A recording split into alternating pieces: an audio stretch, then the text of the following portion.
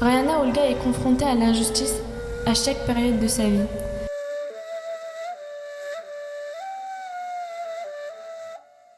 Elle est consciente que la persécution des Tchétchènes a été déformée par les médias. Et elle est déterminée à montrer les faits. Pour cela, elle va courir après les vérités.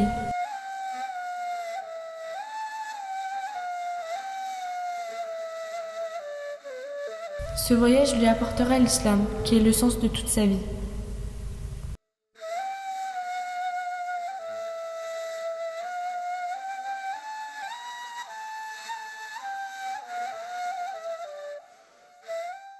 J'ai accepté l'islam au fil du temps. Cette religion a attiré mon attention en premier.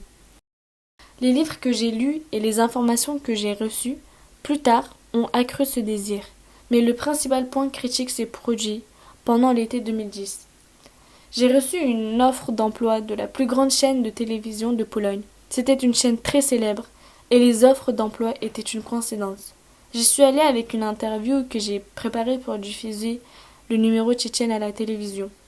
Mais la réponse a été « Le sujet est remarquable, mais j'aurais souhaité qu'il attire davantage l'attention si vous pouviez enregistrer les informations et les affrontements avec la police. » Je leur ai dit que le journalisme ne consistait pas seulement à documenter les combats, mais aussi à résoudre les problèmes. Ils se mirent à rire. J'ai dit que je ne voulais pas être journaliste. J'ai dit « Il n'y a pas de journalisme sur les combats et le sang. » La réponse que j'ai donnée a impressionné le producteur et m'a proposé un emploi.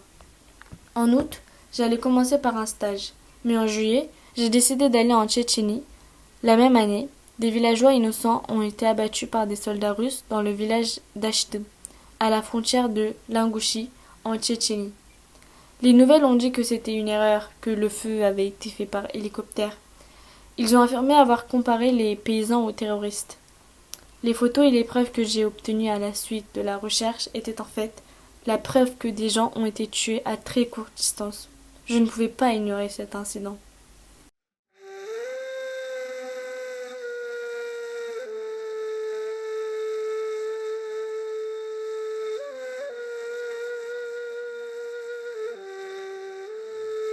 L'esprit de Rayana veut maintenant atteindre le bonheur.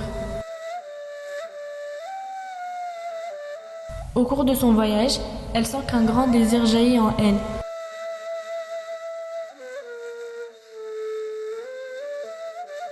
Ce désir est de commémorer le Seigneur.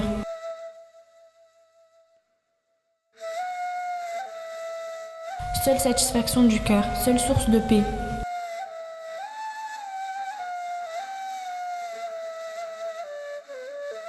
Il est temps pour elle.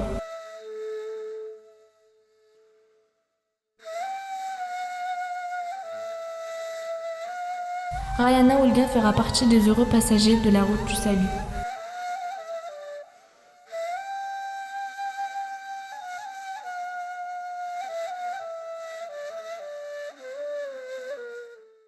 J'ai décidé d'aller en Tchétchénie pour clarifier les événements.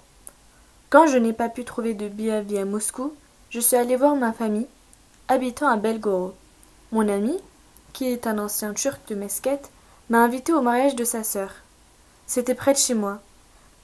Je n'avais jamais vu le mariage turc auparavant, donc j'ai décidé d'y aller. Après être allée en bus toute la nuit, j'ai rencontré une situation très mystique le matin. J'avais un incroyable désir de me prosterner.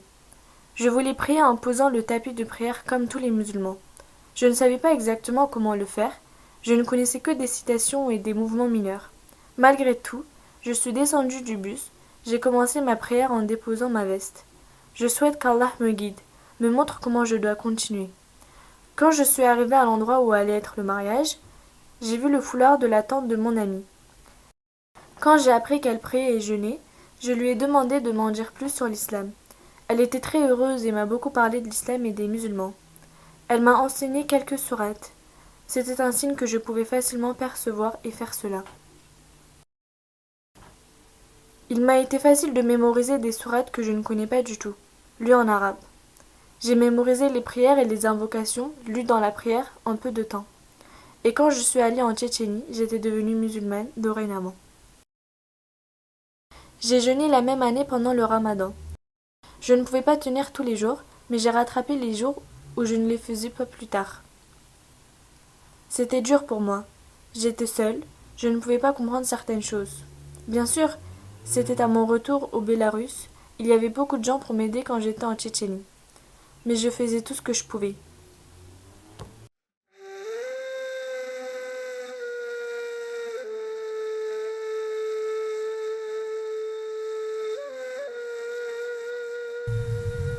Après avoir accepté l'islam, Rayana Olga annonce cette heureuse nouvelle à sa famille et à l'environnement.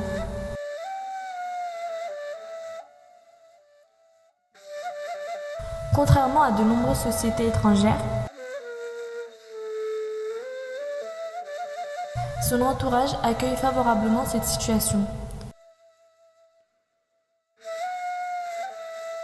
Surtout sa mère, qui a été son plus grand partisan dans ce processus.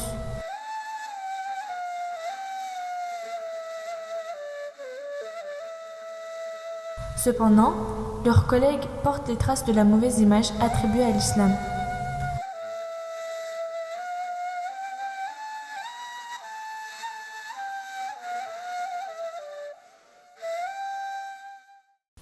Quand je suis revenue en Biélorussie de Tchétchénie, j'ai appelé ma mère et je lui ai dit que j'étais musulmane.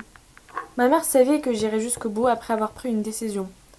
Elle m'a donc simplement demandé si j'avais bien réfléchi. Elle a dit que c'était nécessaire. Parce que c'était une décision qui allait changer toute ma vie. Oui, j'avais très bien réfléchi et je sentais que j'étais spirituellement prête. Ma mère n'était pas contre. Elle me réveillait même pour la prière du matin parce que c'était très difficile pour moi de me lever. C'était le troisième événement. Un autre événement où ma mère m'a soutenue et ne m'a pas laissé tomber. Ensuite, je suis allée en Pologne. J'ai continué à porter le hijab et quand je suis arrivée au travail, beaucoup de gens ne comprenaient pas que j'étais musulmane. Après les bonbons et les sucreries que j'ai apportés à la fin du mois de Ramadan, j'ai répondu oui à la question « Suis-je musulmane ?» Certaines personnes ont été surprises, mais personne n'a adopté une approche négative. J'ai commencé à porter un foulard complet en septembre. Et mon manager m'a dit « Nous serons la seule chaîne avec un journaliste avec un super foulard. » C'était aussi un signe pour moi et j'ai réalisé que j'étais sur la bonne voie. Les amis qui travaillent avec moi ont accueilli positivement cette situation. Ils ont même trouvé un endroit où je peux prier. Ils plaisantaient à l'occasion, ils ont dit des choses comme « Ton sac est trop gros aujourd'hui, y a une bombe dedans ?» Ou « T'es si heureuse aujourd'hui, t'as fait exploser quelqu'un ou quoi ?» Je savais que de tels préjugés étaient dans la société, mais je ne pouvais pas les comprendre.